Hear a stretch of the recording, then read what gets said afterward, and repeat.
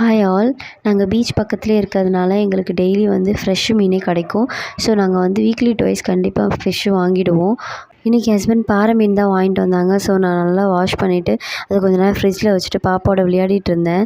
இப்போலாம் குழந்தைங்க mobile டிவின்ட்டு addict ஆகிடுறாங்க. So அவங்களுக்கு ஏதாவது ஆக்டிவிட்டீஸ் கொடுத்துட்டா அவங்க வந்து அதை இன்ட்ரெஸ்ட்டாக பண்ணிகிட்ருப்பாங்க. நான் என் பொண்ணுக்கு இன்றைக்கி பெயிண்டிங் தான் கொடுத்தேன்.